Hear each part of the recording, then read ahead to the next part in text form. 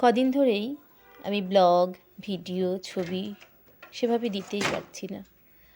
আসলে আমি যে ভিডিওগুলো করব, সেগুলো এডিট করব, সেই জায়গাটা আমি ঠিকমতো সময় দিতে পারছি না। আর সেই জন্য ভিডিও তোমাদের সামনে আমি শেয়ার করতে পারছি না। তো গতকাল আমি টুকরো টুকরো কিছু ভিডিও নিয়ে রেখেছিলাম, সেটাই আজকে আমি তোমাদের সাথে শেয়ার করছি। সকালবেলা উঠেই তো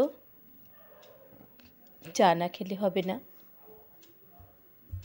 তো 1 কাপ গরম গরম ফ্রেশ চা, 1 কাপ কিন্তু না, আমি কাপ বলো বা গ্লাস বলো একটু বড় বড়ই নিই এবং তাতে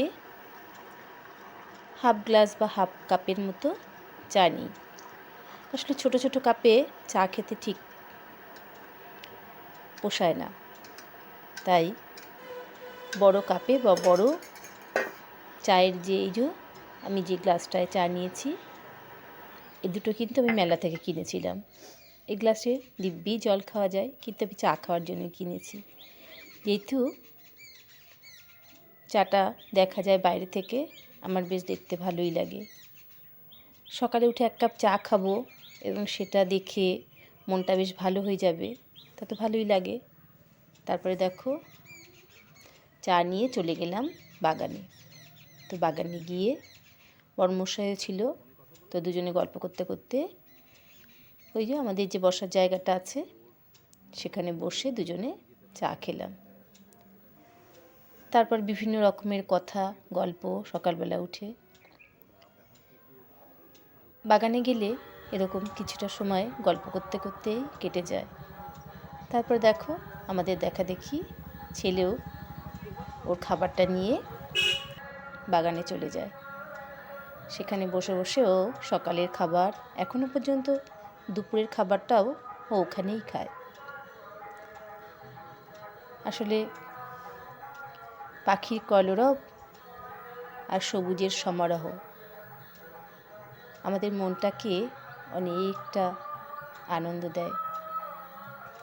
আমরা তো প্রতিটা মুহূর্তে আনন্দেরই খোঁজ করি বলো। তারপরে দেখো, সকালের ফুলগুলো তুলতে হবে, তাই ঠাকুর পুজোর জন্য কিছু ফুল তুলে নিলাম। আমি যে ঝুড়িটা তোমাদের দেখালাম, ওটা কিন্তু এবার আমি বাণীপুর মেলা থেকেই কিনেছি। তারপরে দেখো, এই সুন্দর একটা পাখি কিন্তু এসে হাজির। আমার যতদূর মনে হলো পাখিটা হলো কাঠঠোকরা।